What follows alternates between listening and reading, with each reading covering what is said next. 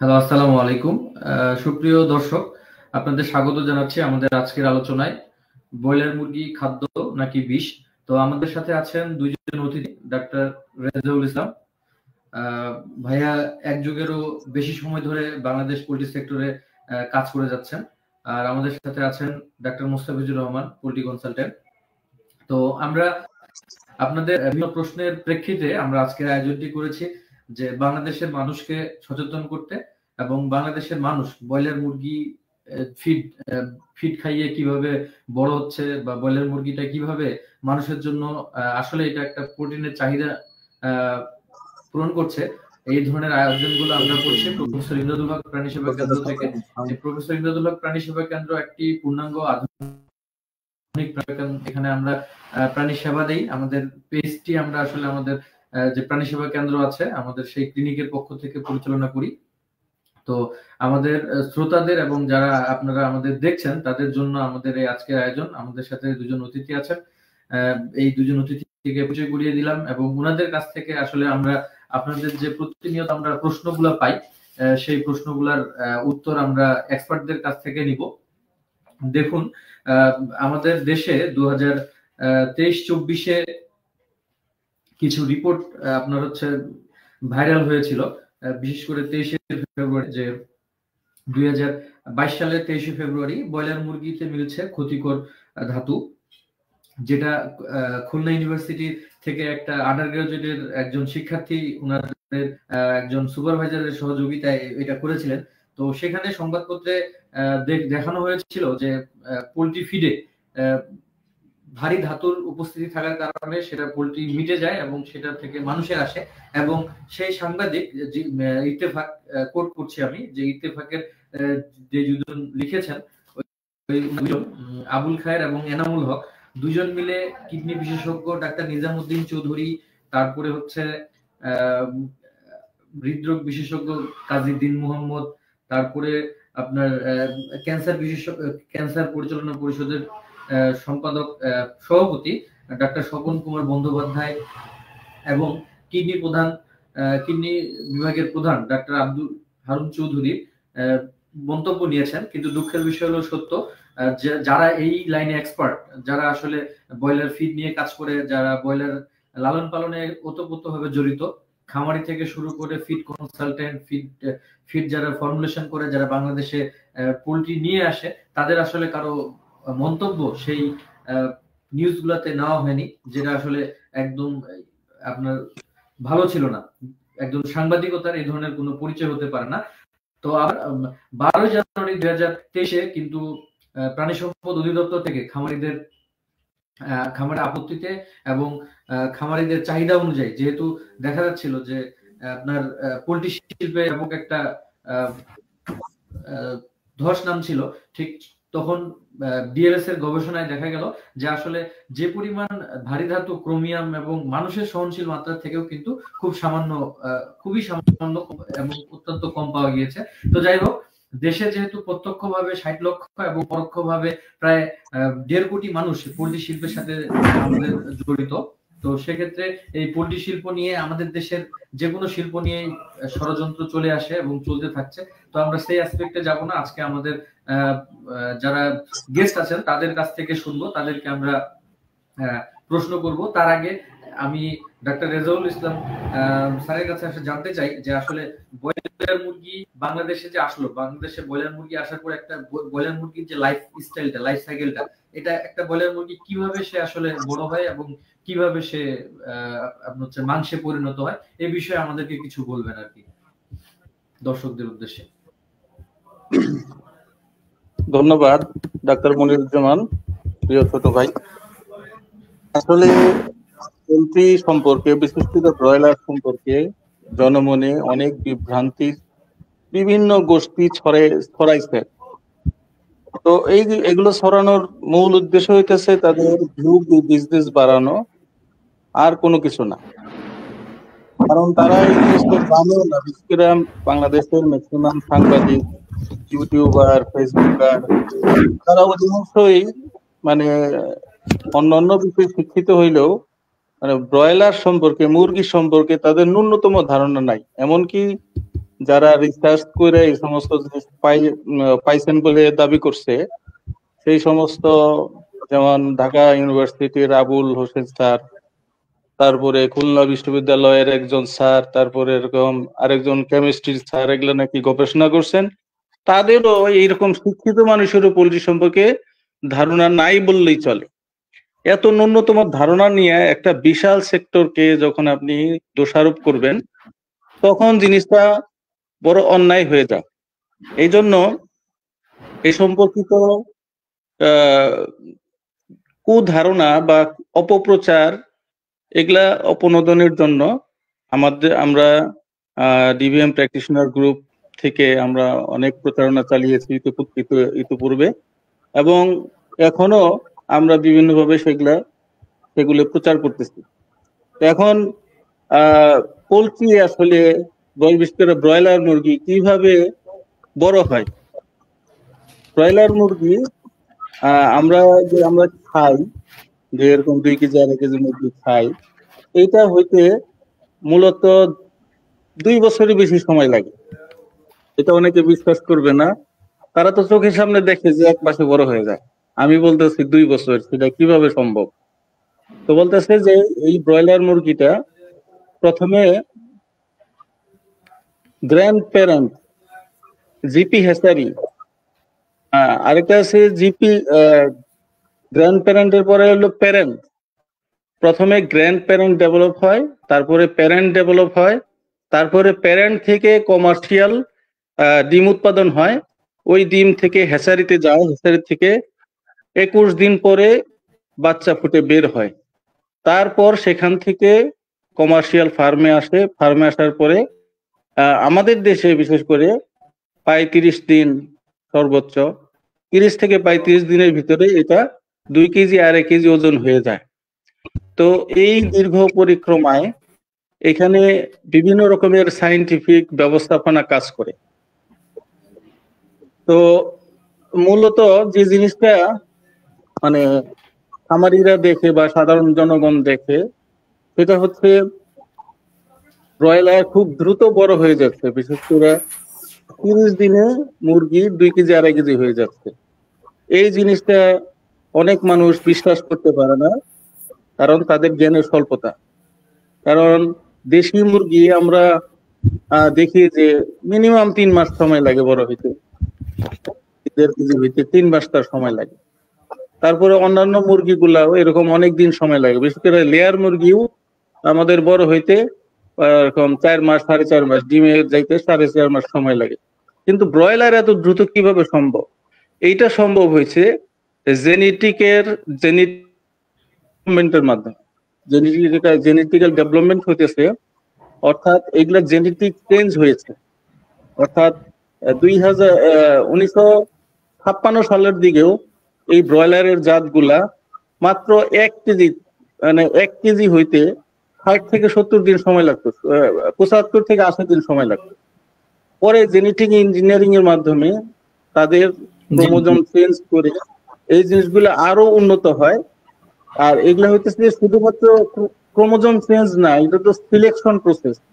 অর্থাৎ যেমন ধরেন আমরা একটু উন্নত জাতের গাভী উৎপাদন করতে চাই, তো সেই ক্ষেত্রে উন্নত জাতের ষাঁড়ের বীজ যদি আমাদের দেশি গাভীর জরাইতে স্থাপন করি, তাইলে কি হয়, এখান থেকে উন্নত জাতের একটা বাছুর হয়। এই জিনিসটাকে বাংলাদেশের সমস্ত মানুষ নরমাল হিসেবে দেখে, মুরগির ক্ষেত্রে এই জিনিসটাকে মানুষ নরমাল ভাবে না। মুরগির ক্ষেত্রেও ঠিক একই প্রক্রিয়ায়, অর্থাৎ যেই মুরগিগুলা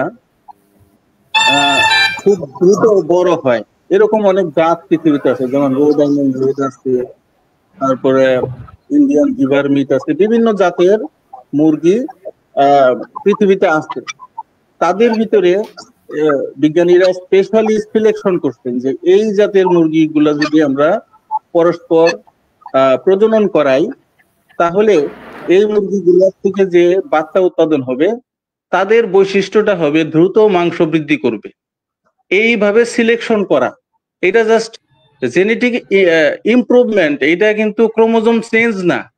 এইটা আস্তে আস্তে জাত উন্নয়ন হয়েছে, জাত উন্নয়নের ফলে বিভিন্ন স্ট্রেন থেকে মিলে পরে এরকম হাইব্রিডটা আসছে। কিন্তু এটাকে অনেকে নেতিবাচক দৃষ্টিতে দেখে, অনেকে মনে করে এটা খারাপ, ভালো না। কিন্তু আসলে খারাপ যেই অর্থে তারা ভাবেন, সেই অর্থের গুলো জিনিস নিয়ে তাদের কোনো বাস্তব ধারণা নাই। তারা অনুমান ভিত্তিতে কথা বলেন, যেমন ব্রয়লার খেলে ক্যান্সার হবে, কারণ এটা খুব তাড়াতাড়ি জি বড় জি হয়ে যেতেছে, আমরা এটা প্রশ্নগুলোতে অ্যান্টিবায়োটিক। আসবো।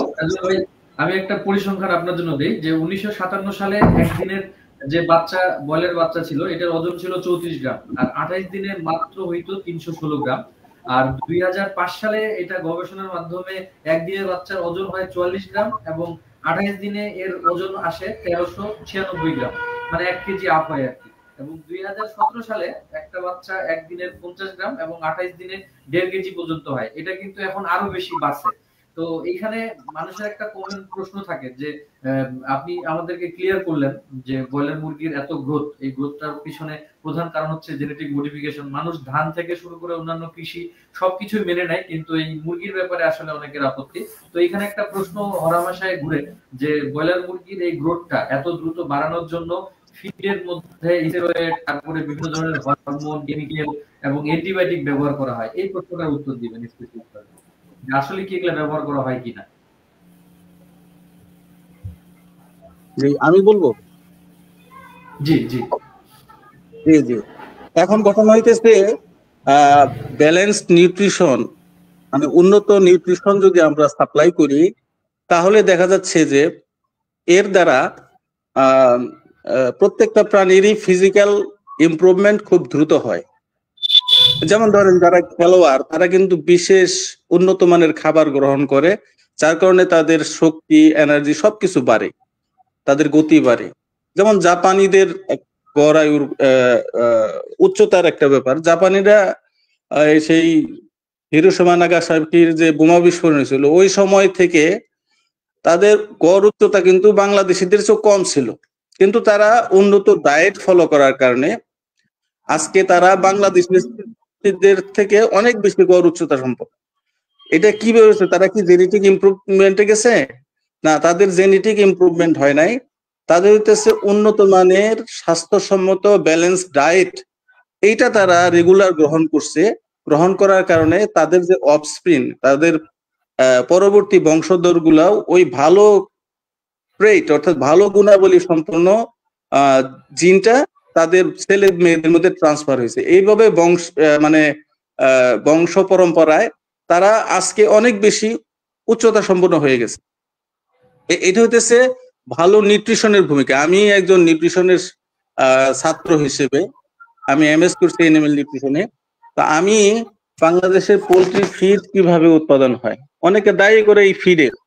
তো আমার এখন জি জি প্রশ্ন হইতেছে, যদি আমরা এই উন্নত মানের ফিডটা দেশি মুরগিতে দিয়ে দিই, দেশি মুরগি কি 28 দিন 30 দিনে 2 কেজি হবে? এটা কখনোই হবে না। না। তো এইটা মানুষ বোঝে না। মানুষ মনে করে যে এখানে ফিডের কোনো কারসাজি আছে, ফিডের মধ্যে এমন কোনো কিছু মিক্সার করে যার কারণে এই দ্রুত উন্নত হয়। হ্যাঁ, ফিডের যেমন আমাদের দেশি মুরগি কি খায়? খুদ, ধান, তারপরে কোন লতা পাতা, কেঁচো, তারপরে এরকম বিভিন্ন আজে বাজে জিনিস, পোকামাকড়, এগুলা খায়। কিন্তু ওই দেশি মুরগিকে যদি আমরা ব্যালেন্স ফিড দেই, তাহলে কি হবে? স্বাভাবিকভাবে যে তারা খাবার গ্রহণ করে তার চেয়ে যদি আমরা তাকে ব্যালেন্স ফিড দেই, কিছু হলেও দ্রুত তার ওজন বৃদ্ধি পাবে, দ্রুত সে প্রোডাকশনে চলে আসবে। তদ্রুপ এরকম ব্রয়লার মুরগির ফিডটা আসলে বাসাইকৃত। এই ব্রয়লার মুরগির ফিডের ভিতরে কি থাকে? থাকে হইতেছে ভুট্টা থাকে। 5% পর্যন্ত ভুট্টা ব্যবহার করা হয় এবং এই ভুট্টাগুলি খুবই বাছাইকৃত ভুট্টা, যার ময়েশ্চার লেভেল এরকম 12 থেকে 13% সর্বোচ্চ ব্যবহার করে।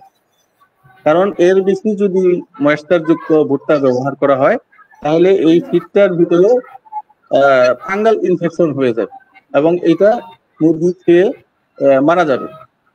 তো এই জন্য বেশি ময়েশ্চার যুক্ত ভুট্টা ব্যবহার করা হবে না। বাছাই করা ভুট্টা যাদের ময়েশ্চার 12 থেকে 13% সর্বোচ্চ, এগুলো ব্যবহার করে। আচ্ছা তারপরে সয়াবিন মিল ব্যবহার করে।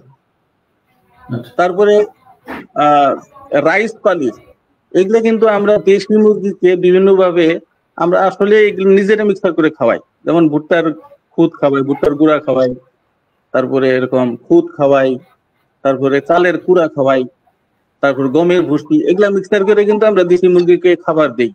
তো এই জিনিসগুলাই ম্যাক্সিমাম উপাদান, অর্থাৎ 85% উপাদানই হইতেছে এগুলা, অর্থাৎ ভুট্টা, তারপরে সয়াবিন মিল। সয়াবিন তো সবাই চেনেন।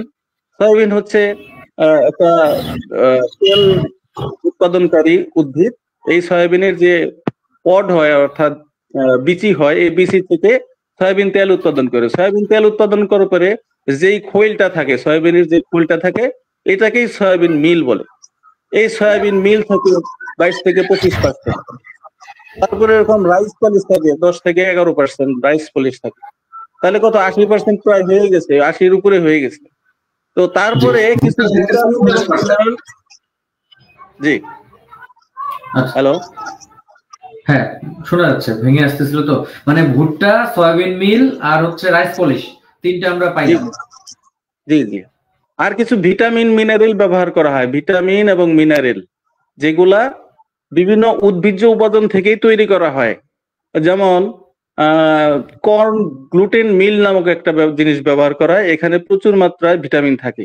এটা ভুট্টা থেকে উৎপাদিত, ভুট্টার আহ থেকে উৎপাদিত। তারপরে ব্রিওয়ার্স মিল থাকে, অর্থাৎ যারা যারা এরকম বিভিন্ন শরবত বানায়, তারপরে আরো বিভিন্ন জুস বানায়, তাদের কিছু অবশিষ্টাংশ থাকে। ওই অবশিষ্টাংশ গুলা দিয়ে এগুলা থেকে ভিটামিন মিনারেলকে সাইন্টিফিক্যালি এক্সট্রাক্ট করা হয়। এই ভিটামিন মিনারেল গুলা যাতে হাই প্রোফাইল থাকে, হাই প্রোফাইল যদি ভিটামিনের মিনারেলটা যদি ব্রয়লার মুরগি না পায়, বা যে মুরগিটা খাবে টার্গেট অ্যানিমেল, ও যদি না খাইতে পারে, তাইলে এই দ্রুত বৃদ্ধি সম্ভব হবে না। এবং এগুলা সম্পূর্ণ কৃত্রিম এরকম না, এটা হইতেছে আমাদের প্রকৃতিতে প্রাপ্ত ভুট্টা, সয়াবিন, তারপরে বিভিন্ন ফলমূলের উপজাত থেকে পাওয়া যায়। আরেকটা জিনিস ব্যবহার করে, সেটা হচ্ছে ফিশ মিল ব্যবহার করা হয় প্রোটিন সোর্স হিসেবে। ফিশ মিল, মাছের, শুটকি মাছের গুঁড়া, এক কথা আচ্ছা, বললে বলা হয়।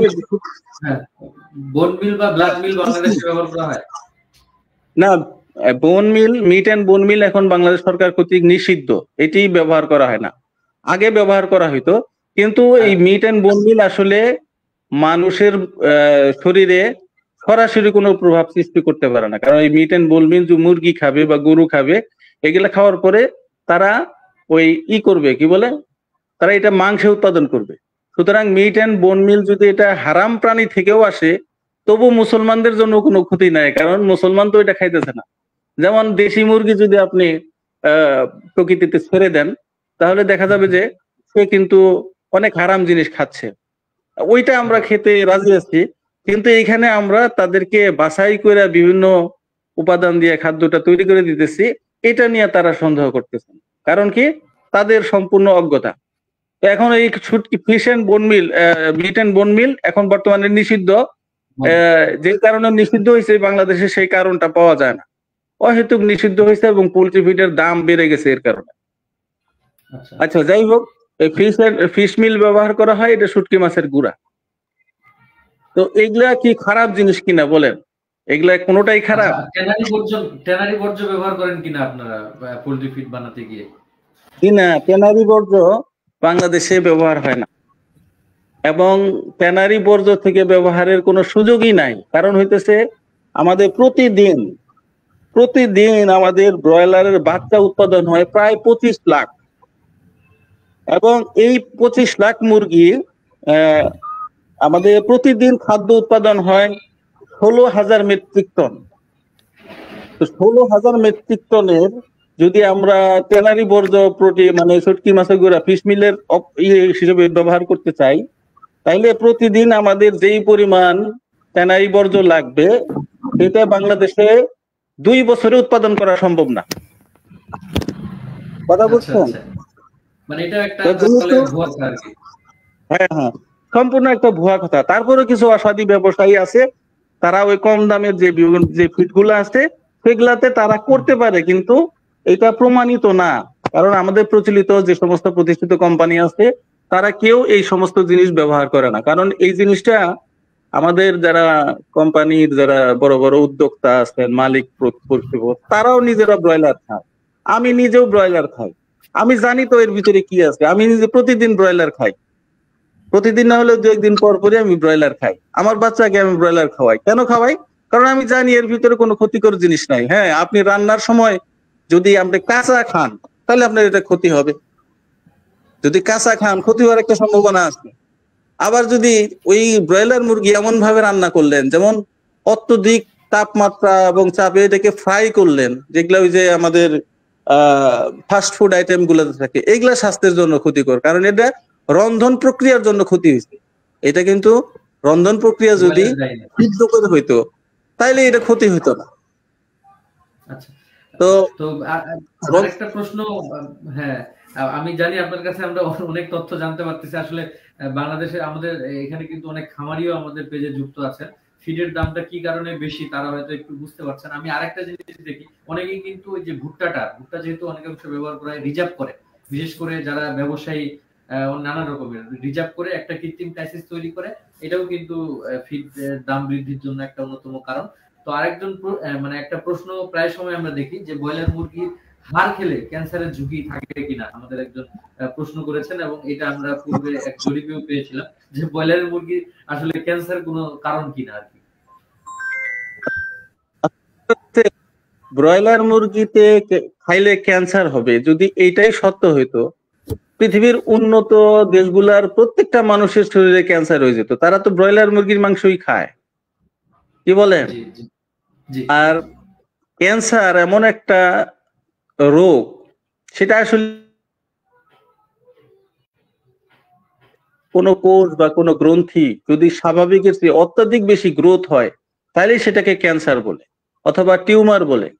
তো এই ক্যান্সার হওয়ার কারণগুলা কি? ক্যান্সার তো এমন কোনো রোগ না যেটা কোনো জীবাণুর দ্বারা হয়।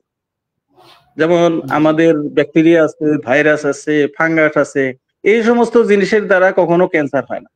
ক্যান্সার হয় বিভিন্ন কার্সিনোজেনিক এজেন্ট আছে, কার্সিনোজেনিক এজেন্ট যেমন অ্যাসবেস্টস আছে, সীসা আছে, রেডন আছে, এই সমস্ত উপাদানের দ্বারা ক্যান্সার হয়।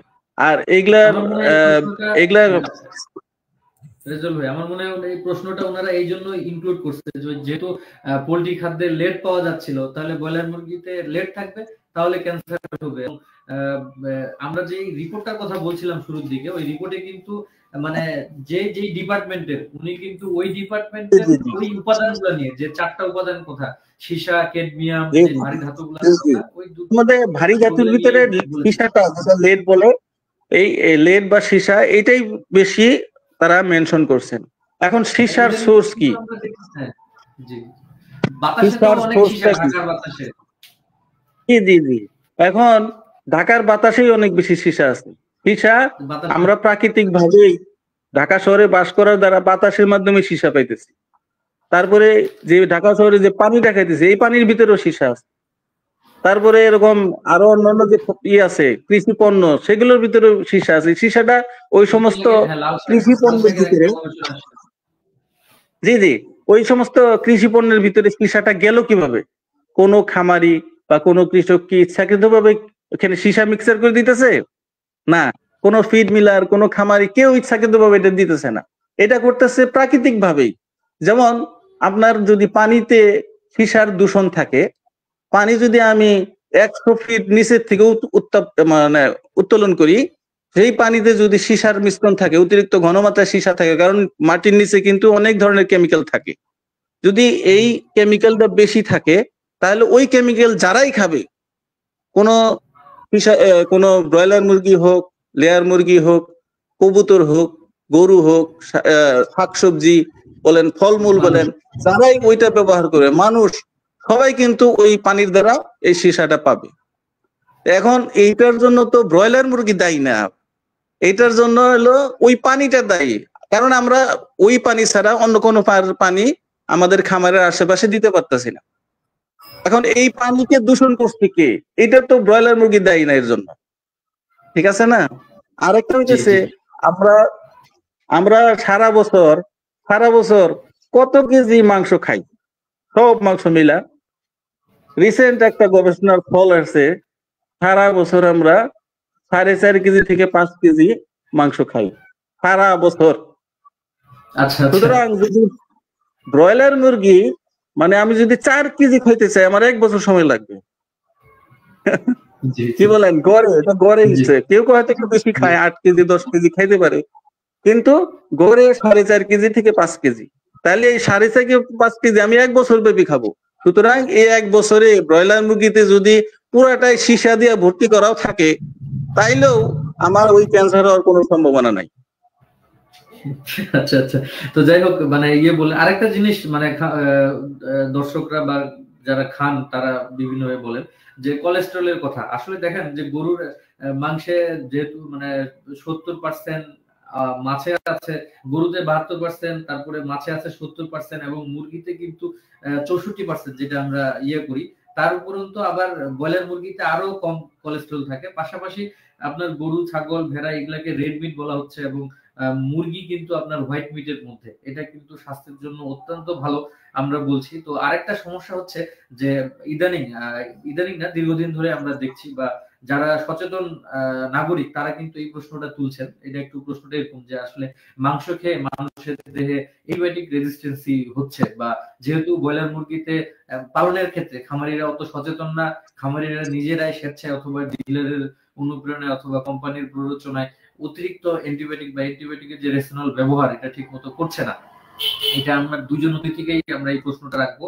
কারণ যারা একটু শিক্ষিত তারা কিন্তু ওই আগের যে আলোচনাগুলো আমরা করলাম এগুলো নিয়ে চিন্তিত না।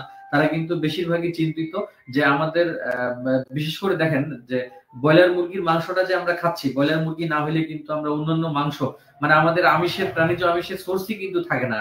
কারণ খাসির মাংসের যে দাম, গরুর মাংসের যে দাম, এগুলা কিন্তু আমাদের মধ্যবিত্ত পরিবারের ধরাছোঁয়ার বাইরে।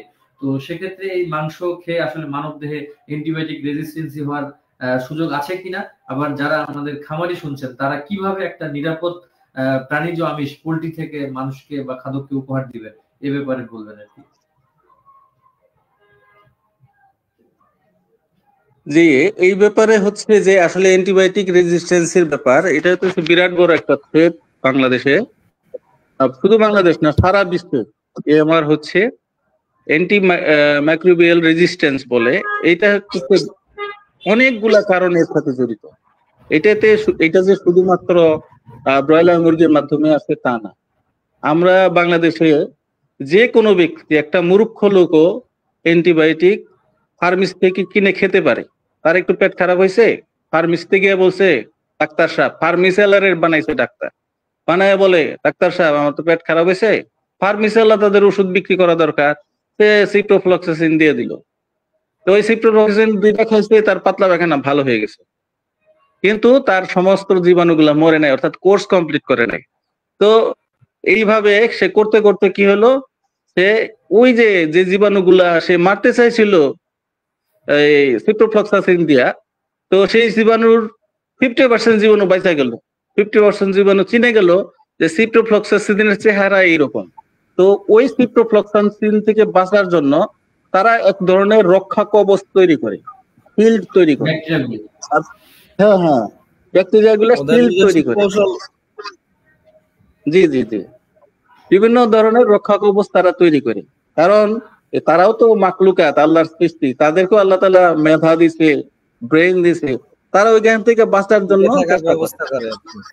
জি জি, বাঁচার জন্য চেষ্টা করে। তো তখন ওই একটা জীবাণু যে সিপ্রোফ্লক্সাসিন রেজিস্ট্যান্ট হয়ে গেল, অর্থাৎ সিপ্রোফ্লক্সাসিনের বিশাল বড় পারমাণবিক বোমাও যদি তার উপর মারা হয়, তো ওই জীবাণুটা মারা যাবে না। এই জন্য এইটাকে সিপ্রোফ্লক্সাসিন রেজিস্ট্যান্ট জীবাণু বলে, ব্যাকটেরিয়া বলে।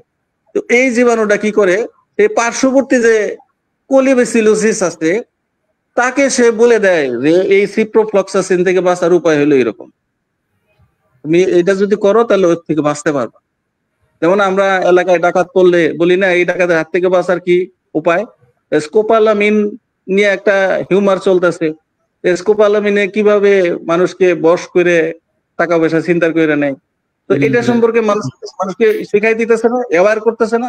তো ওই রকম জীবাণুগুলো কি করে, তো এক জীবাণু আরেক ধরনের জীবাণুকে শিখাইয়া দেয়। শিখাইয়া দেয়। তো ওই এইরকম একটা থেকে সে ওই প্রত্যেকটা সেকেন্ডে আবার সে জীবাণুগুলা বংশবৃদ্ধি করে এক্সপোনেনশিয়াল মানে জীবাণুর বিস্ফোরণ ঘটায় দেয় এই অ্যান্টিমাইক্রোবিয়াল মানে অর্থাৎ সিপ্রোফ্লক্সাসিন রেজিস্ট্যান্ট ব্যাকটেরিয়ার একটা বিস্ফোরণ ঘটায় দেয়। এই কারণে অ্যান্টিমাইক্রোবিয়াল রেজিস্ট্যান্স হয়। এখন এই যারা সেবন করতেছে মানে অ্যান্টিবায়োটিক যারা সেবন করতেছে তারা সবাই অ্যান্টিবায়োটিক রেজিস্ট্যান্সের পিছনে দায়ী। এই তো মানে মুরগি তো শুধু এখানে একাই না। জি জি জি। এখন মুরগিতে ব্যবহার করে এখন অ্যান্টিবায়োটিক কোন খামারি কোন মেডিসিন কোম্পানি বা কোন এই কোম্পানি মুরগি গ্রোথের জন্য কেউ ব্যবহার করে না। অ্যান্টিবায়োটিক ব্যবহার করে মূলত রোগের বিরুদ্ধে বাঁচার জন্য। যদি কোনো ফার্মে কোলিবাসিলিসিস হয়, সালমোনেলোসিস হয়, তখনই কেবল অ্যান্টিবায়োটিক ব্যবহার করে। জনমনে এটা সম্পর্কে বিরাট বড় ধারণা আছে। জীবন বাঁচানোর জন্যই শুধুমাত্র অ্যান্টিবায়োটিকটা ইউজ করে আর কি। এই জিনিসটা তাদের একটু ধারণা থাকা উচিত যে অনেকে মনে করে যে অ্যান্টিবায়োটিক খেলে হয়তো মুরগির গ্রোথ বাড়ে। অ্যান্টিবায়োটিক খেলে কোনো সময় গ্রোথ বাড়ে না, বরঞ্চ এটা গ্রোথ হ্যাম্পার হয়। সুতরাং এই ধারণাটা আমাদের ক্লিয়ার থাকা উচিত যে অ্যান্টিবায়োটিকে মুরগির কোনো গ্রোথ বাড়ে না। জাস্ট মুরগি রোগ আসলে সেই রোগ থেকে ভালো করার জন্য আমরা মূলত অ্যান্টিবায়োটিকটা ইউজ করি আর কি। আচ্ছা, খামারিদের যে বলতে শুনি যে ঠান্ডার ডোজ নাম করে যে অনেক ধরনের মানে অ্যান্টিবায়োটিক ব্যবহার করে, আসলে ঠান্ডার ডোজ বলতে কোনো অ্যান্টিবায়োটিক আছে কিনা আপনাদের কাছ থেকে জানতে চাচ্ছি। হ্যাঁ, ঠান্ডার ডোজ বলে মুরগির ঠান্ডা তো কোনো একটা রোগ না, এটার একটা রোগের লক্ষণ। ঠান্ডা অনেকগুলো রোগের কারণে হয়। মাইকোপ্লাজমোসিসের কারণে ঠান্ডা হয়, ইনফেকশাস করাইজার কারণে ঠান্ডা হয়, ইনফেকশাস ব্রঙ্কাইটিসের কারণে ঠান্ডা হয়, অ্যাসপারজিলোসিসের কারণে ঠান্ডা হয়। এখন কোন ঠান্ডা সেটা অনুযায়ী ডাক্তারের পরামর্শ ছাড়া কেউ যদি ঔষধ ব্যবহার করে তাহলে অধিকাংশ ক্ষেত্রেই ভালো হয় না। ভালো না হওয়ার কারণে এই জিনিসগুলা ক্ষতির কারণ হয়ে দাঁড়ানোর সম্ভাবনা থাকে। একে তো হইতেছে খামারির আর্থিক ক্ষতি হইলো, দ্বিতীয়ত হইতেছে সে যদি কোর্স পূরণ না করে, সে যদি অ্যান্টিবায়োটিকের কোর্স গুলো পূরণ না করে আরেকটা অ্যান্টিবায়োটিকে চলে যায়, যে আজকে সিপ্রোফ্লক্সাসিন দিছে ভালো হইতেছে না, কালকে আগামীকাল দিল কি বলে ডক্সিসাইক্লিন দিল, ভালো হইলো না, তারপরে দিন ম্যাক্রোনিড দিয়ে দিল, সালফার ড্রাগ দিয়ে দিল, ভালো হইলো না। তো এইভাবে খামারিরা চায় যে দ্রুত তার মুরগিটা সুস্থ হয়ে যায়, এই জন্য একটার পর একটা অ্যান্টিবায়োটিক চেঞ্জ করতে থাকে তাদের নিজেদের পরামর্শে, অথবা খামারি অন্য যে ভালো বুঝে ওইরকম খামারি পরামর্শে, অথবা ডিলারের পরামর্শে। কারণ অ্যান্টিবায়োটিক বিক্রি করলে ডিলারের লাভ, তো এই জন্য ওই ডিলার কি করে অকারণে তাকে অ্যান্টিবায়োটিক সাজেস্ট করে। কেউ অন্ধের মতো বিশ্বাস করে অ্যান্টিবায়োটিক গুলো খাওয়াইয়া আর্থিকভাবে ক্ষতিগ্রস্ত হয়। মুরগিটাও একটু কি বলে যদি প্রপার মেনটেন না, উইথড্রল পিরিয়ড মেনটেন না করে তাহলে ক্ষতি হওয়ার সম্ভাবনা থাকে। এই জিনিসটা খুব সত্য। যদি উইথড্রল পিরিয়ডটা মেনটেন না করে, তবে যারা শিক্ষিত খামারি তারা কি করে প্রথম 15 দিন পর্যন্ত অ্যান্টিবায়োটিক গুলো ব্যবহার করে। 15 দিন থেকে 30 দিন পর্যন্ত কোনো অ্যান্টিবায়োটিক সাধারণত অধিকাংশ খামারি ব্যবহার করে না। কারণ ওই সময় যদি আমরা অ্যান্টিবায়োটিক ব্যবহার করি তাইলে আমাদের মুরগির গ্রোথ অনেক হ্যাম্পার হয়ে যায়। এই জন্য 15 দিন পর্যন্ত সচরাচর ম্যাক্সিমাম খামারি যদি অ্যান্টিবায়োটিকের দরকার হয় ব্যবহার করে, বা 20 দিন পর্যন্ত ব্যবহার করে। আর এর মাঝে কিন্তু অ্যান্টিবায়োটিকের যে রেসিডুয়াল যে ইফেক্টটা থাকে এটা পোল্ট্রির মধ্যে শেষ হয়ে যায়, প্রত্যারকারটা চলে যায়, শরীর থেকে বের হয়ে যায়। খামারিরা মানে ইচ্ছাই হোক অনিচ্ছাই হোক অ্যান্টিবায়োটিক ব্যবহার করে। আমি আমাদের এই আলোচনা থেকে উদ্যত আহ্বান জানাবো খামারিদের যে আসলে একটা পোল্ট্রি খামার করতে অযথা অ্যান্টিবায়োটিক ব্যবহার করবেন না। আপনার মুরগি অসুস্থ হলে অবশ্যই একজন রেজিস্টার্ড ভেটেরিনারি চিকিৎসকের পরামর্শে কেবল অ্যান্টিবায়োটিক ব্যবহার করবেন, নচেত নয়। তো আমি একটু পালন সম্পর্কে বলবো, যেহেতু অনেক খামারি আছেন এটার সাথে যুক্ত, যে অ্যান্টিবায়োটিক ছাড়া আসলে মুরগি পালন সম্ভব কিনা বা আপনারা কখন করেছেন কিনা, যেহেতু আপনারা দীর্ঘদিন ধরে পোল্ট্রি সেক্টরে সার্ভ করে আসছেন, আপনাদের কোনো খামারি আছে কিনা যারা একদম অ্যান্টিবায়োটিক ব্যবহার না করে মুরগি পালন করছে বা সফলতা লাভ করেছে? জি ধন্যবাদ। এই ধরনের এক্সপেরিয়েন্স বলেন এবং খামারিদের ডিরেক্ট শিক্ষা প্রদান এবং তাদের ফার্ম পরিচালনা বেশ কিছু অভিজ্ঞতা আমার আছে। শুধুমাত্র বায়োসিকিউরিটি যদি শক্ত রাখা যায়, বায়োসিকিউরিটি মেনটেন করা, বায়োসিকিউরিটি বলতে মূলত জৈব নিরাপত্তা। জৈব নিরাপত্তা হচ্ছে যে মুরগির শেডে ঢোকার পূর্বে ভালোভাবে নিজেকে জীবাণুমুক্ত করা, যে স্যান্ডেল নিয়ে ঢুকতেছে সেই স্যান্ডেলটা চেঞ্জ করা, মানে পোশাক থেকে শুরু করে এভরিথিং, মানে পানির পাত্র, খাবার পাত্র এগুলো নিয়মিত পরিষ্কার করা।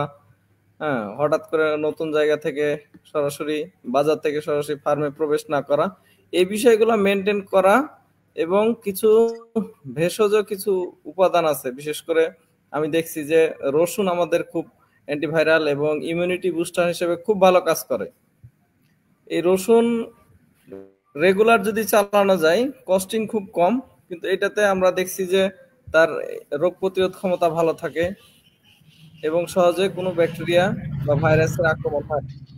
আমি মধু দিয়েও ট্রাই করছি, কারণ আমরা জানি যে মধু খুব মূল্যবান একটি মেডিসিন বলতে পারেন। এটা আমরা খেয়ে যেমন মধু ভালো কি থাকি। মানে সর্দি কাটার মধ্যে নাকি? জি, মানে মধু কি জন্য ব্যবহার আমরা করছিলেন খামারে? মধু ব্যবহার করছি তার ইমিউনিটি বুস্ট আপ করার জন্য, আচ্ছা এনার্জি আচ্ছা, প্রোভাইডের মানে জন্য, ন্যাচারাল গ্রোথের জন্য আর অল্প। কি। জি জি, আচ্ছা, জি, পালন সম্পর্কে জাস্ট ডাক্তার, মানে এই যে খামারিদের সফলতা কেমন, মানে এইটাতে আসলে পালন প্রক্রিয়া আপনার যে খামারিগুলা যেগুলোকে আপনারা করাইছেন তারা আসলে মর্টালিটি রেটটা কেমন, বা তারা হচ্ছে মুরগি আলটিমেটলি তাদের যে প্রফিট, দিন শেষে টাকাটাই তো আসল ব্যাপার, তো কেমন তারা লাভ পাইছিল আর কি, এটা সম্বন্ধে যদি একটু বলতেন। তারা তারা তাদের গতানুগতিক,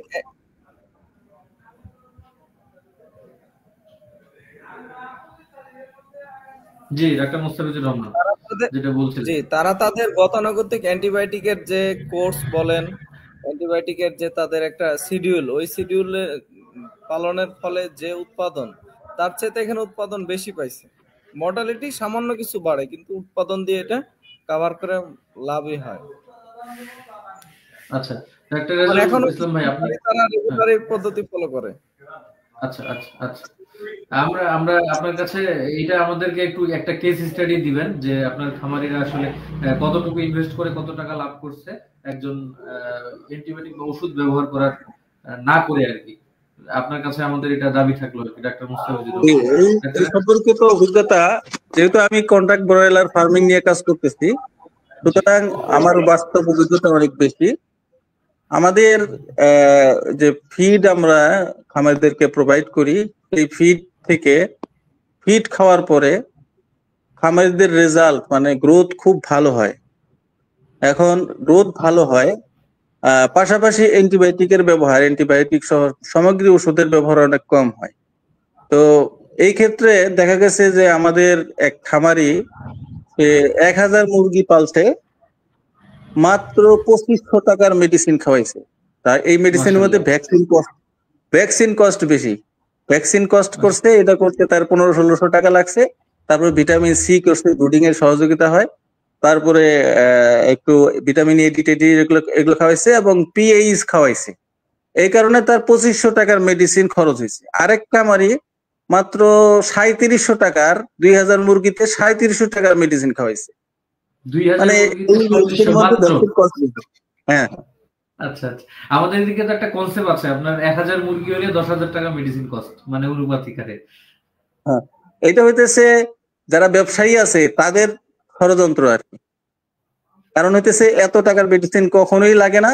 যদি আপনি ভালো দক্ষ খামারি হন তাহলে এত অ্যান্টিবায়োটিক লাগবে না। বিশেষত ব্রুডিং স্টেজ প্রথম 7 দিন যদি আপনি ভালো যত্ন করতে পারেন, পর্যাপ্ত ব্রুডিং টেম্পারেচার মেনটেন করেন, হিউমিডিটি মেনটেন করেন, তারপরে এরকম বায়ু প্রবাহ মেনটেন করেন, মানে খামারের ব্যবস্থাপনা যেগুলো আছে, ফিড, ওয়াটার ম্যানেজমেন্ট, তারপরে লিটার ম্যানেজমেন্ট, এগুলো সবই যদি ভালো করা হয়, যদি প্রথম 7 দিন বা 14 দিন পর্যন্ত ব্রুডিং ম্যানেজমেন্ট খুব ভালো হয়, তাহলে এই খামারির কোনো ধরনের অসুখ বিসুখ হয় না।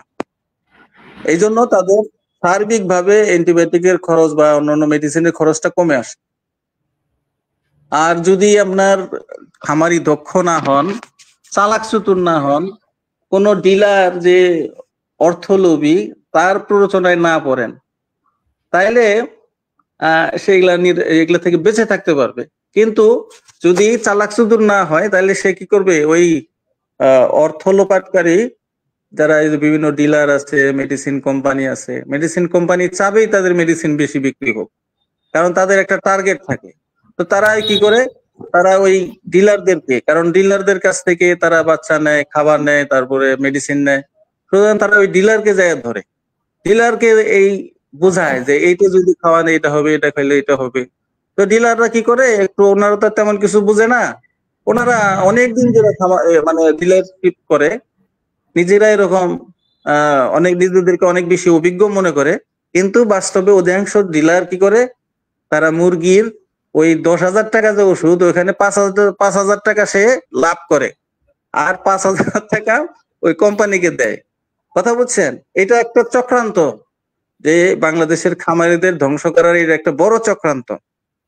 এই জন্য আসলে সকল খামারিদেরকে আসলে প্রশিক্ষণ নিয়ে খামার করা উচিত, যাতে করে যেমন একটা বর্তমানে একটা সিস্টেম বাংলাদেশে চালু হয়েছে, এটা পৃথিবীর সব দেশে আছে, আমি দেশের বাইরেও করছি।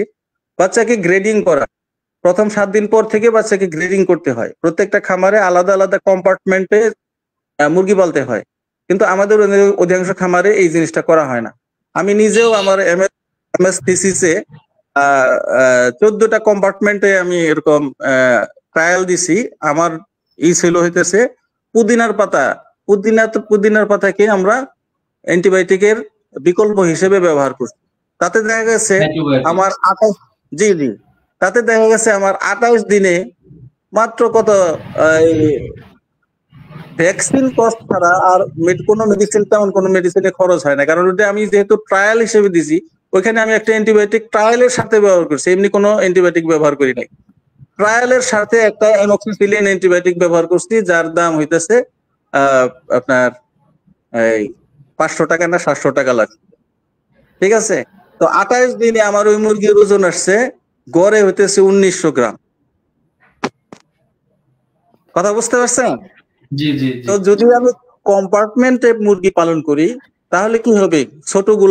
ছোটগুলার সাথে থাকবে, মাঝারিগুলার সাথে থাকবে, বড়গুলার সাথে থাকবে। তাইলে এই প্রতিযোগিতার কারণে, বড়গুলার প্রতিযোগিতার কারণে ছোটগুলা খাদ্য পায় না, আবার এরকম মাঝারিগুলার প্রতিযোগিতার কারণে ছোটগুলা খাদ্য পায় না। এই জন্য কিছু মুরগি তার প্রপার ওয়েট নিয়ে আসতে পারে না প্রতিযোগিতার কারণে। মানে যত্নটাই হচ্ছে এখানে মেইন। আচ্ছা, আপনার যে খামারি মানে 2000 মুরগি পাললো, 3700 টাকা মাত্র খরচ করলো, ওনাদের কি কন্ট্রোল শেড না আমাদের 8-10 জন খামারির মতো ওপেন শেড? Open shade. একটা হলো মাথা পদ্ধতি করছে, একজন খামারি মাথা পদ্ধতিতে করছে, আরেকজন খামারি case system, battery case system মানে হইতেছে তার যে মুরগির যে লিটারটা মানে খাঁচার নিচে একটা পর্দা থাকে, একটা ওই দিয়া কি বলে পেডেল দিয়া ওটাকে ঘুরায় ওর যে মুরগির যে বিষ্ঠাগুলো আছে, মুরগির বিষ্ঠাগুলো বের করে নেয়, প্রতিদিনই বের করে নেয়। এই সিস্টেমে করছে। তো যারা ওই রকমই, এটা হইতেছে আপনার অন্যান্য নর্মাল সাইডেও এরকম সম্ভব, এরকম সাইডে অনেকগুলো হয়েছে। তবে এই দুইটা বিশেষ উল্লেখযোগ্য, এই দুইটা হলো সবচেয়ে কম খরচ করছে তারা। কথা বুঝছেন? আরো অনেক খামারি তারা বিশ্বাসই করতে চায় না যে অ্যান্টিবায়োটিক ছাড়া, মেডিসিন ছাড়া মুরগি পালা সম্ভব। তাদেরকে হাতে ধরে ধরে আমি শিখাইতেছি যে এত মেডিসিন কেন লাগবে, তারা বিশ্বাসই করতে পারে না। তারা মনে করে যে আমরা মুরগি পালি, 10,000-15,000 টাকা মেডিসিন খাওয়াই, তো আপনি কি কথা বলেন যে মেডিসিন লাগবে না?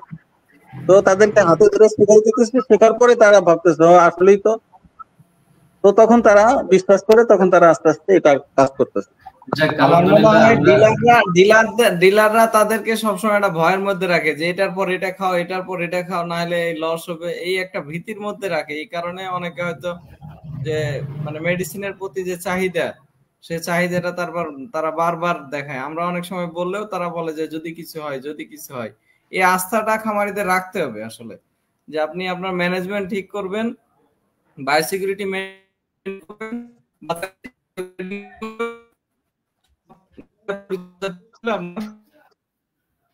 প্রয়োজন হবে। নেটওয়ার্ক সমস্যা হচ্ছে মনে হয় ডাক্তার মুস্তাফিজুর রহমান।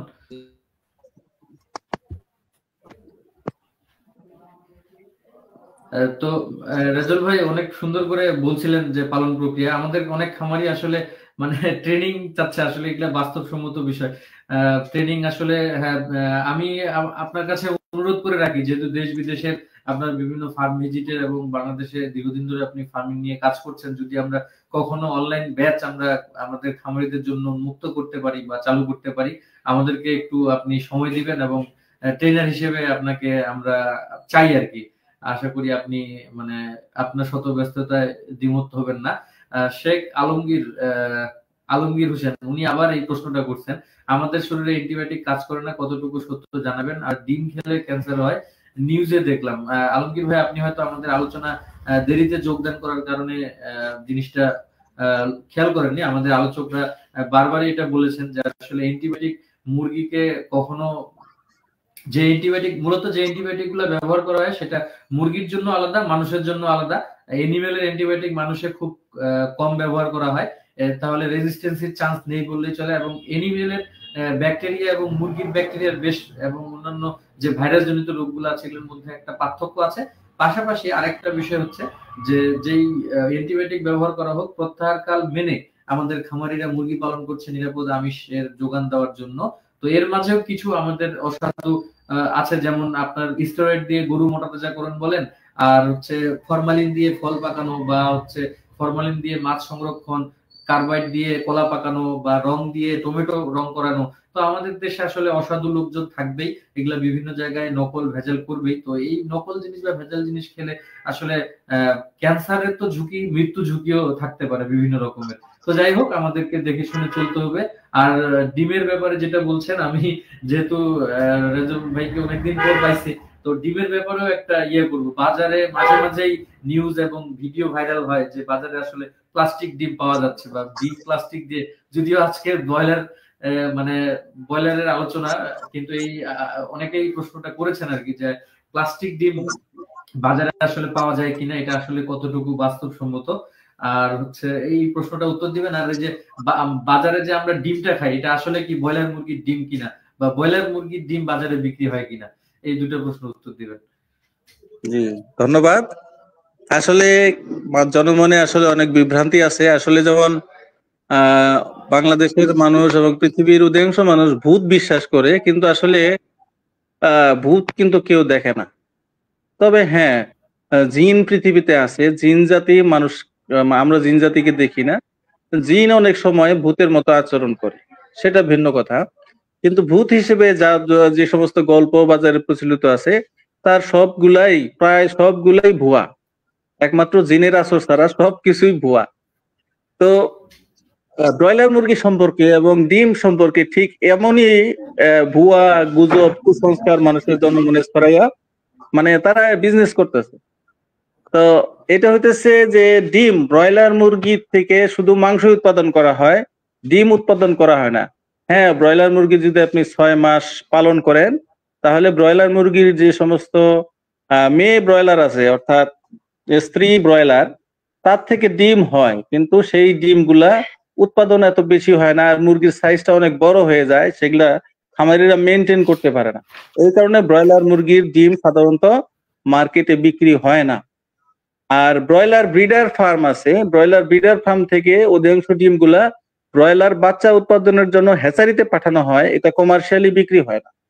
তবে লেয়ার মুরগির ডিম, যে সমস্ত ওই যে লাল রঙের লেয়ার দেখছেন, সাদা রঙের লেয়ার দেখছেন, অনেকে সাদা রঙের লেয়ারকে ব্রয়লার মনে করে, এই কারণে মনে করে এগুলা ব্রয়লার মুরগির ডিম, আমার যেটা ধারণা। তাছাড়া সাদা রঙের লেয়ার আছে এবং লাল রঙের লেয়ার আছে। তো এই লাল রঙের সাদা রঙের, জি, প্লাস্টিক ডিম, হ্যাঁ প্লাস্টিক ডিম, এইটা হইতেছে পৃথিবীর মধ্যে সবচেয়ে বেশি। ঘোড়ার ডিম যদি খুঁজে পায় কেউ, ঘোড়ার ডিম কখনো খুঁজে পাবে না মানুষ। তো ওই রকম প্লাস্টিকের ডিম কখনো খুঁজে পাবে না, কারণ ঘোড়ার ডিম পৃথিবীতে নাই, প্লাস্টিকের ডিম পৃথিবীতে নাই, এটা উৎপাদন করা অসম্ভব। কারণ প্লাস্টিক দিয়া যদি আপনি ডিম বানাইতে যান, সেটার যে খরচ পড়বে সেই খরচ দিয়া আপনি তার চেয়ে অনেক কম খরচে আপনি একটা মুরগির থেকে ডিম পাইতে পারেন। জি জি। আর কেউ যদি প্লাস্টিকের খাওয়ার যোগ্য কোনো খেলনা ব্যতীত কোনো খাওয়ার যোগ্য ডিম আমার কাছে এক হালে নিয়ে আসতে পারেন, তাকে 1 লক্ষ টাকা পুরস্কার দিব। আচ্ছা আচ্ছা, কঠিন চ্যালেঞ্জ। আশা করি যারা এই বিভ্রান্ত বা এই ধারণা পোষণ করেন বা যাদের কাছে এরকম তথ্য আছে, কাট পিস ভিডিও না দেখিয়ে আপনারা হচ্ছে আমাদেরকে সরাসরি প্রমাণ দিবেন, আমরা রেজাল্ট ভাইয়ের কাছে পৌঁছানোর চেষ্টা করব। তো আলোচনা আমাদের দীর্ঘ হচ্ছে, আপনারা হয়তো ধৈর্য হারা হচ্ছেন। তো খুব প্রাণবন্ত ভাবে আমাদের দুজন আলোচক আজকের বিষয়গুলো আলোচনা করছিলেন। তো বিষয়টা হচ্ছে আপনার ব্রয়লার মুরগির ডিম যদি আপনারা খেয়ে থাকেন, এটা ভাগ্যের ব্যাপার। আমার কয়েকবার সুযোগ হয়েছিল ব্রয়লার মুরগির ডিম খাওয়ার। তো বিষয় হচ্ছে ব্রিডারের ডিম থাকে, হ্যাঁ, ব্রয়লার মুরগির ডিম। কারণ একটা ব্রয়লার মুরগির একদিনের বাচ্চার দাম কত এখন যাচ্ছে রাজল ভাই, যদি বলতেন বর্তমান মার্কেট কত? 70 টাকা। একটা ব্রয়লার মুরগির বাচ্চার দাম 70 টাকা। সেখানে আপনাকে 10 টাকা 12 টাকা দিয়ে ব্রয়লার মুরগির ডিম মানে পাগল না হলে কেউ বিক্রি করবে না। যখন খুব ওভারলোড হয়ে যায় বা ডিম বাচ্চা বিক্রি কমে যায়, তখন হয়তো কিছু ডিম বাজারে আসলেও আসতে পারে।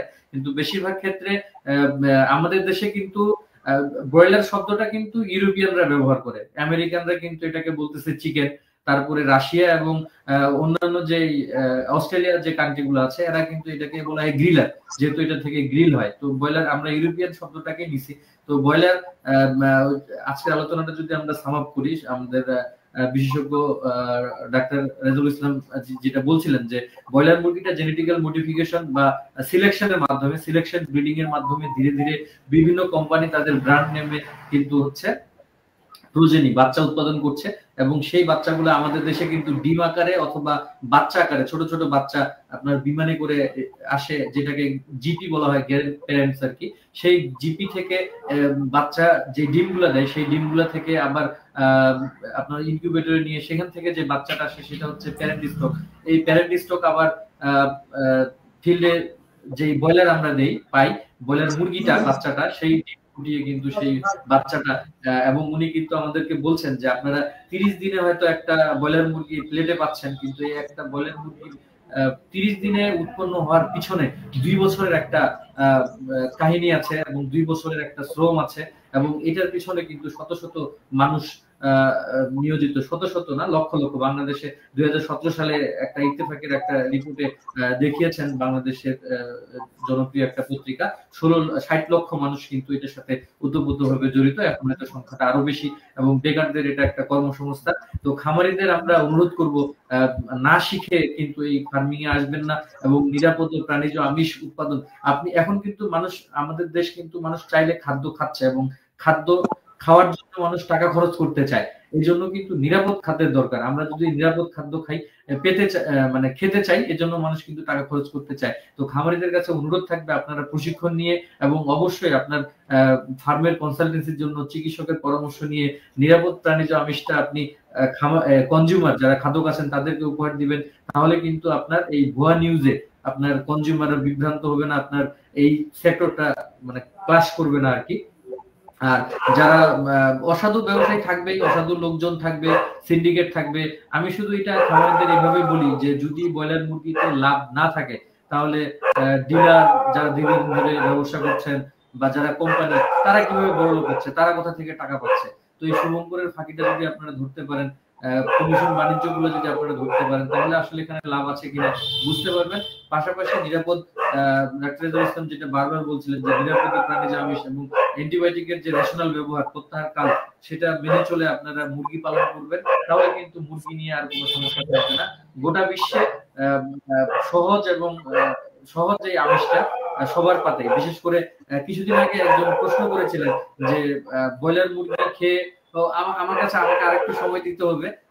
আমাদের একজন ইসলামিক স্কলার, উনি একটা প্রশ্ন করেছিলেন যে ব্রয়লার মুরগি খেলে নাকি আপনার হচ্ছে কি বলে মানে সেক্সুয়াল চেঞ্জ হয়ে যায়, অথবা এরকম একটা উনি কমেন্ট করেছিলেন যে মানুষের যে স্বভাবজাত বৈশিষ্ট্য সেটা পরিবর্তন হয়ে যায়। সেটার উত্তর দিবেন। এবং উনি একজন বলছিল যে হ্যাঁ, আমি আরেকটা একটু ইয়ে করে নিই, আমরা কনক্লুড করছি, এটা শুনে আমরা শেষ করব। তো আরেকজন বলছিল যে ব্রয়লার মুরগি খেয়ে বাচ্চারা নাকি ব্রয়লারের মতো হয়ে যাচ্ছে, মানে এরকম একটা। দেখেন আমাদের দেশে যারা গ্রাম অঞ্চলে মানুষ বা বাচ্চা, তাদের পাতে যদি একটু মাংস উঠে সেটা কিন্তু এই ব্রয়লারের মাংস। তারা কিন্তু মানে শহরের বাচ্চাদের মতো মাসে ৪-৫ দিন ৬ দিন গরুর মাংস বা খাসির মাংস, মাছ এগুলা খেতে পারে না। আর ব্রয়লার মুরগি যখন আপনি প্রসেস করবেন, আপনি যদি চিকেন ফ্রাই খান, চিকেন তাওয়া খান, বা আদার্স যে চিকেন কারি, গ্রিল, এই টাইপের জিনিসগুলো খান, যেটা আমাদের কনসালটেন্ট বলছিলেন যে আপনি যখন প্রসেস করে খাবেন তখন কিন্তু ব্রয়লার মুরগির পুষ্টি পাচ্ছেন না আপনি।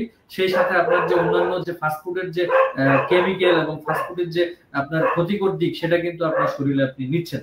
তো সেক্ষেত্রে ব্রয়লার মুরগি খেলে আপনার যদি ফ্রি অ্যাক্সেস, শুধু ব্রয়লার মুরগি খাওয়ার কারণে কিন্তু মানুষ ওবিসিটি আসে না, মানুষের এক্সারসাইজ নাই, প্লে গ্রাউন্ড নাই, বাচ্চারা এক্সারসাইজ করতেছে না, ছোট ছোট স্কুলে পড়ছে, স্কুলে ফিল্ড নাই শহরে। তো সেক্ষেত্রে এটা কিন্তু অনেকটা কারণ। ব্রয়লার মুরগি খেয়ে আপনার বাচ্চা ব্রয়লারের মতো হয়ে যাবে, বিষয়টা আসলে এমন নয়। তো এই জন্য আমি এখন উত্তরটা চাচ্ছি যে আপনারা আসলে বলবেন যে এটাও একটু মানে ইসলামিক দৃষ্টিকোণ থেকে, বিশেষ করে টার্কি শিল্পটা কিন্তু আমাদের অনেকটা নষ্ট হয়ে গিয়েছে শুধুমাত্র এইটার কারণে যে টার্কি নাকি হাড়গিলা আর শকুনের ক্রস, অথচ পৃথিবীতে সব থেকে বেশি যে মাংসটা কনজিউম করা হয় সেটা হচ্ছে টার্কির মাংস। তো যাই হোক, কাজী ইব্রাহিম, আমার নামটা মনে পড়লো, ডক্টর কাজী ইব্রাহিম, একজন ইসলামিক স্কলার, তিনি এই কথাটা বলেছিলেন যে ব্রয়লার মুরগি খেলে মানুষের সেক্সুয়াল চেঞ্জ আসে, অথবা মানুষ হিজড়া হয়ে যায়, বা এই টাইপের কোনো একটা বলার চেষ্টা করছেন। এটা একটু উত্তর দিবেন প্লিজ। আর আশা করি এর মাঝে আপনারা শেষ করবেন। জি, ধন্যবাদ। উনি যেটা বোঝাতে জি জি বলেন। আচ্ছা, উত্তরটা জি, উনি যেটা বোঝাতে আনমিউট করার লাগবে না। কুকুরের আওয়াজ কোথেকে আসছে? কুকুর। আচ্ছা, উনার যেটা ধারণা, কুকুর, আমি মিট করি। হ্যাঁ বলেন, আমরা এখানে কুকুর আসছে। বক্তব্য আমি আচ্ছা, উনার যে বক্তব্যটা আপনি বললেন এটা আমিও শুনছি, তবে আমার কাছে যেটা মনে হচ্ছে উনি সম্ভবত একটা কথা বলছিলেন যে ব্রয়লার মুরগির কোনো সেক্স নাই, মানে হচ্ছে মেল ফিমেল নাই, এটা হিজড়া টাইপের বলছিল আর কি। তবে এটা ওনার একটা অজ্ঞতা বলতে পারেন, কারণ যে ব্রয়লার মুরগি কিন্তু মেল ফিমেল অবশ্যই আছে এবং আলাদা আলাদা ভাবে আছে। এখন এই ব্রয়লার মুরগি আপনি যদি 6 মাস পালন করেন তাহলে কিন্তু ডিম পাবেন, তাহলে এটা যদি ফিমেল না হয় তাহলে কি সে ডিম দিবে? দিবে না।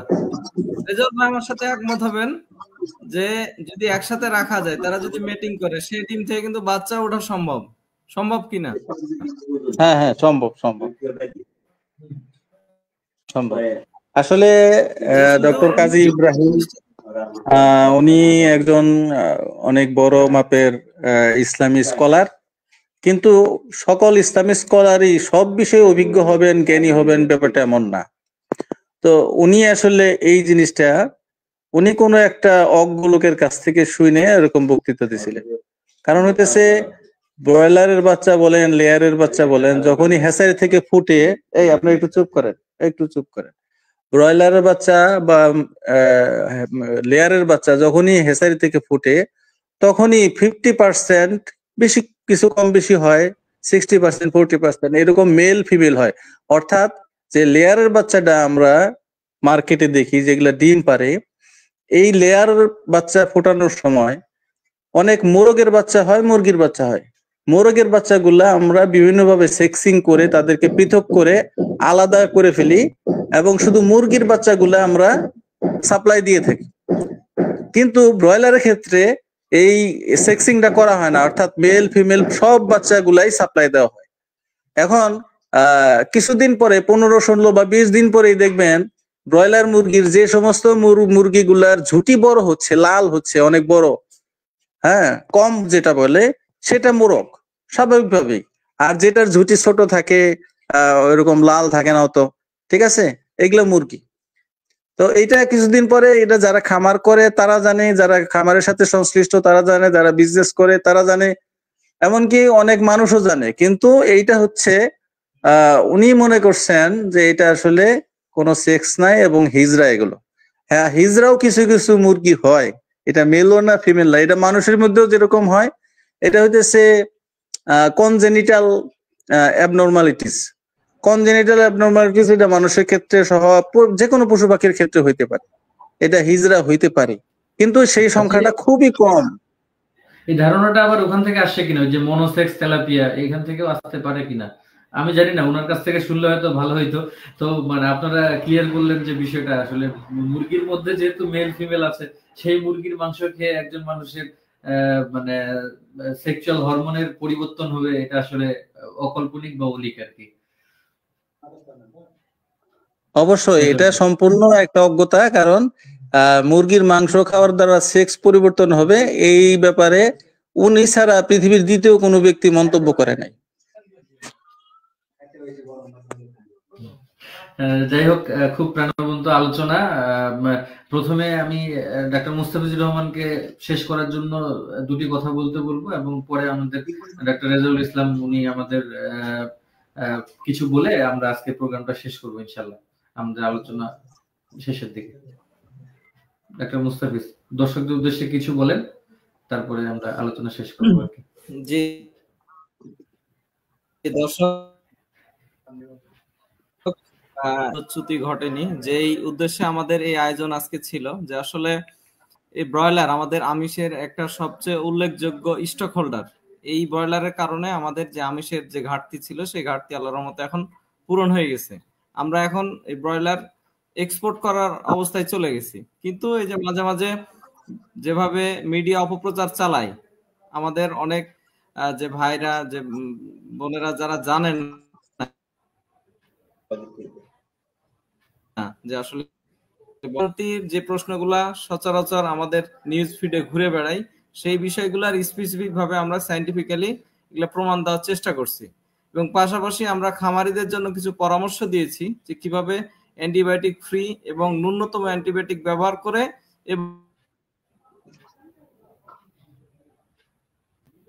এবং অ্যান্টিবায়োটিক ব্যবহার করে আমিষ ব্রয়লার আমরা মার্কেটে দিতে পারি, সেই ব্যাপারে আমরা এক ধরনের প্রতিজ্ঞাবদ্ধ। সেক্ষেত্রে আমাদের এই চ্যানেলের মাধ্যমে, এই পেজের মাধ্যমে আমরা সব সময় মানুষকে, খামারিদেরকে বিভিন্ন ধরনের পরামর্শ দিয়ে থাকি। সেক্ষেত্রে যে কোনো পরামর্শের জন্য আপনারা আমাদের সাথে যোগাযোগ করতে পারেন, আমরা আমাদের সর্বোচ্চ সহযোগিতা করব।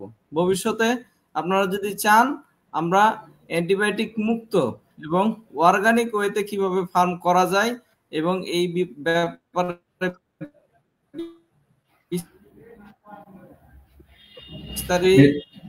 আশাবাদ ব্যক্ত রেখে আজকের মতো আমার কথা শেষ করছি। ধন্যবাদ। ধন্যবাদ। যদিও নেটওয়ার্কের ত্রুটি ছিল, আমাদের আসলে যারা ডাক্তার চিকিৎসক আছেন সবাই কিন্তু অত্যন্ত ব্যস্ত। একজন ভাই আমাকে বলছিলেন উনি কিন্তু ওনার বাচ্চা রিসিভ করে তারপরে মানে বসেছেন, এবং ডাক্তার মুস্তাফিজুর উনিও ফার্মে খুব প্রচন্ড চাপের মধ্যে।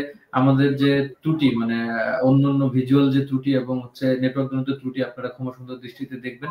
এবং আমাদের আজকের প্রধান অতিথি ডাক্তার রেজাউল ইসলাম রাজু ভাই, ওনাকে বলে আমাদের আলোচনা শেষ করার জন্য অনুরোধ করছি।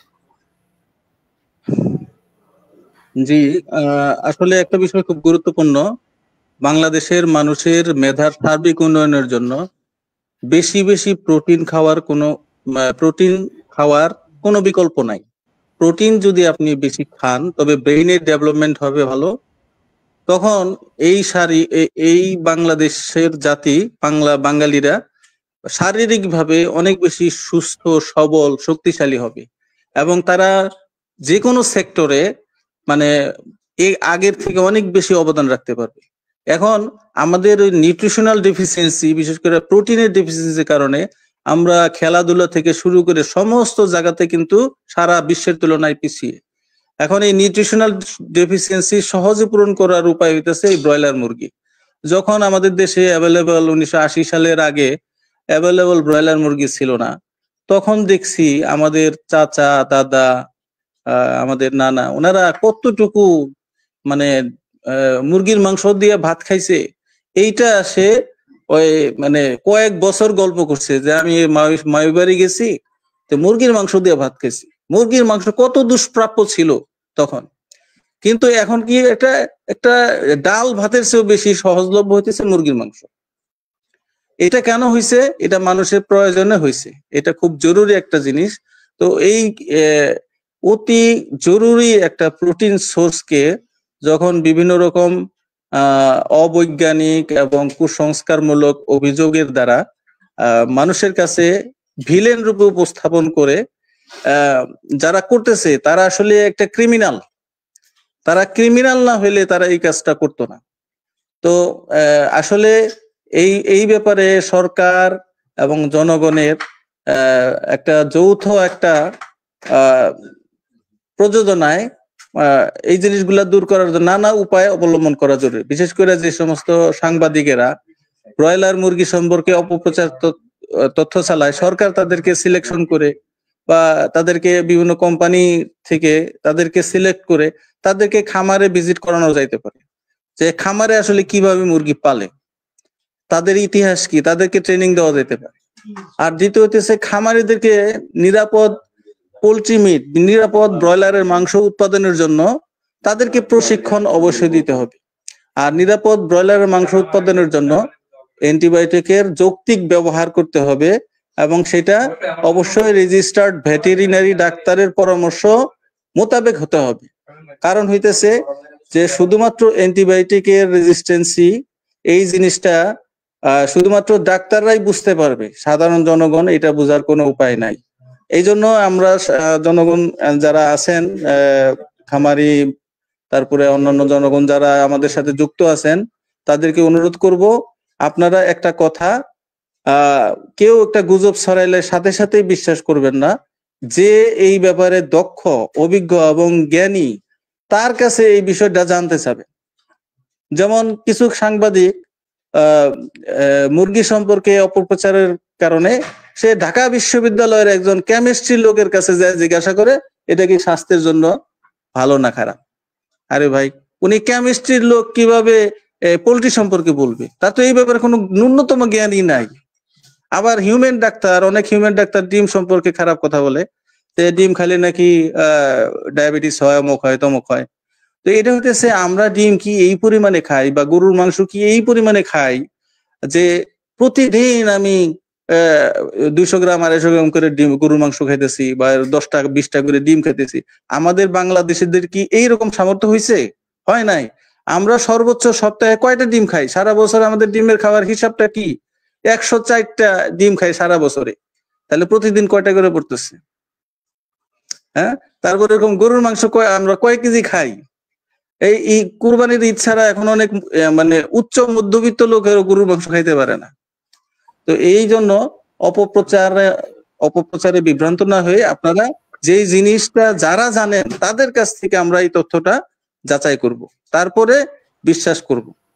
তো আজকে ডাক্তার মনিরুজ্জামান ছোট ভাইকে অনেক ধন্যবাদ ব্রয়লার মুরগি সম্পর্কে গুরুত্বপূর্ণ আলোচনায় অংশ গ্রহণ করার সুযোগ দান করে। তো সবাইকে ধন্যবাদ। আজকে আমার বক্তব্য এখানে শেষ করছি। আসসালামু আলাইকুম। জি, ধন্যবাদ আমাদের দুজন অতিথিকে। আজকে আমরা আলোচনা শেষ করতে যাচ্ছি। আপনাদের মনের কথা আপনাদের আমাদেরকে জানাবেন। আপনাদের প্রাণী সম্পদ নিয়ে যে কোনো ধরনের সমস্যা আমাদের পেজে জানাবেন এবং কমেন্ট করবেন, এবং যে কোনো ইনফরমেশন যদি আপনাদের ভুল কোনো কিছু মনে হয়, যাচাই বাছাই করার জন্য যে মিস তথ্য আপনাদের কাছে মনে হচ্ছে, আপনারা আমাদেরকে জানালে আমরা সেটা ভেরিফাই করে আপনাদের জানানোর চেষ্টা করব। আমরা ভেটেরিনারিয়ানদের পক্ষ থেকে আমাদের খামারিদের এবং আমাদের খাদকদের, যারা বিশাল একটা অংশ, আমি সহ আমরা সবাই কিন্তু এই দৈনন্দিন জীবনে আমাদের খাদ্য তালিকায় কিন্তু এই আমিষ রাখি, আমিষ ছাড়া আমাদের চলে না। তো আমাদের পক্ষ থেকে আপনাদের জন্য এই আলোচনাগুলো উপহার, আপনারা সেগুলোকে এইভাবে নিবেন এবং ভালোভাবে বুঝে এবং সেটাকে প্রচার করবেন। ততদিন ভালো থাকবেন, সবাই সুস্থ থাকবেন। আজকে বিদায় নিচ্ছি। আল্লাহ হাফেজ, শুভরাত্রি। জি, আল্লাহ হাফেজ।